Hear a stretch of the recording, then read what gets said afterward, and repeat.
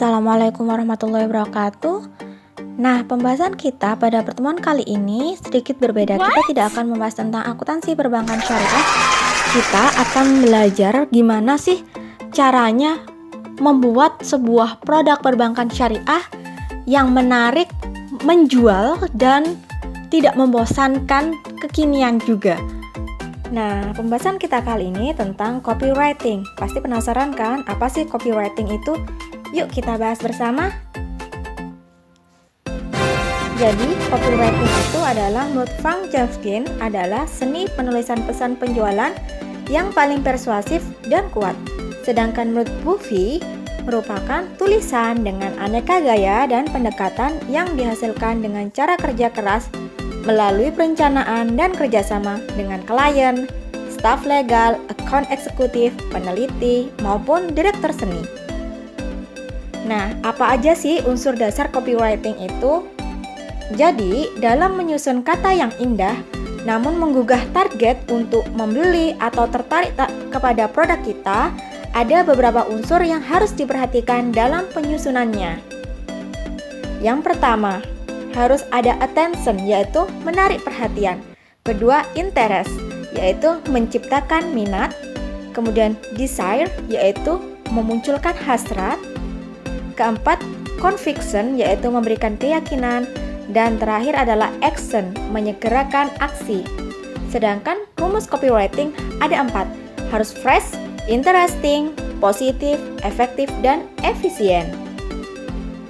Penafsiran copywriting yaitu perbedaan penafsiran iklan atau produk yang kalian tawarkan oleh target audiens disebabkan oleh yang pertama, pengetahuan yang terbatas mengenai produk, kemudian latar belakang pendidikan budaya, agama, paham politik, dan lain-lain.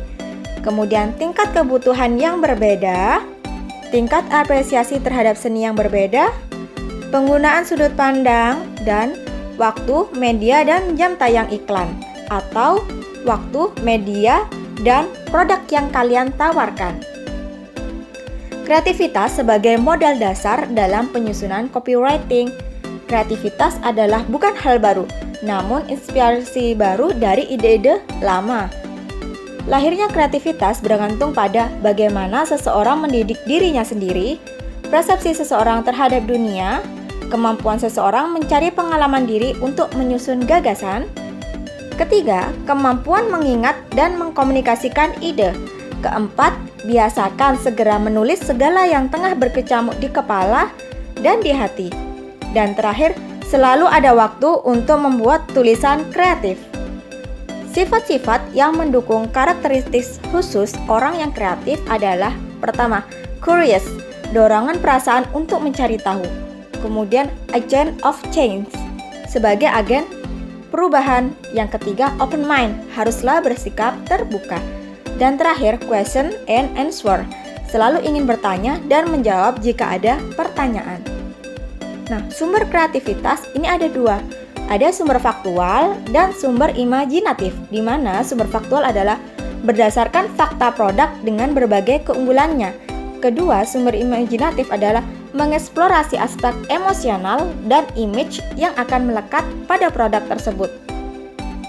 Gaya dan jenis kata copywriting ada beberapa gaya. Yang pertama, eksploratif, yaitu mengulas dengan tajam hakikat produk dengan kata-kata yang akurat. Kata-kata yang digunakan tidak boleh bermakna ganda. Kedua, naratif, menggunakan produk dalam bentuk cerita. Gaya bahasa dibuat semakin semenarik mungkin. Pilihan katanya mengandung imajinasi dan membuai dengan tetap mengedepankan kebenaran fakta. Ketiga, argumentatif, yakni naskah iklan bersifat mempengaruhi audiens secara jelas dan nyata. Gaya dan jenis kata jelas menyerang kompetitor atau mengukuhkan kelebihan produknya sendiri agar target audiens terpengaruh. Keempat, retoris, yaitu mengungkap kebenaran sejujurnya tanpa mengharap jawaban ataupun komentar. Sejak awal diproyeksikan agar tidak ada bantahan terhadapnya. Dan terakhir, normatif, yaitu menginformasikan secara mendetail tentang produk. Sejumlah data yang menunjang disampaikan komunikatif dan menghindari news style, meski hakikatnya memang informasi juga. Nah, dalam produk perbankan banyak yang menggunakan gaya copywriting normatif ataupun naratif. Bisa juga eksploratif, tergantung kalian menawarkan produknya seperti apa. Nah, penafsiran copywriting, iklan atau produk yang ditawarkan yang baik adalah tidak membohongi masyarakat. Kedua, menggerakkan emosi positif.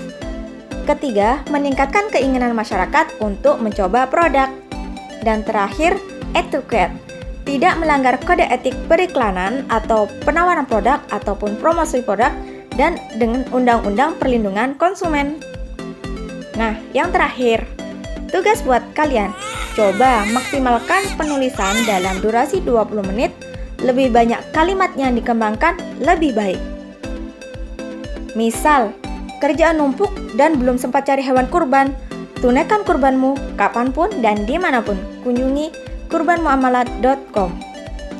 Nah, tugas kalian adalah membuat kata melalui copywriting, susunlah seindah mungkin dengan tema produk bank syariah. Terima kasih. Saya rasa cukup jelas. Wassalamualaikum warahmatullahi wabarakatuh.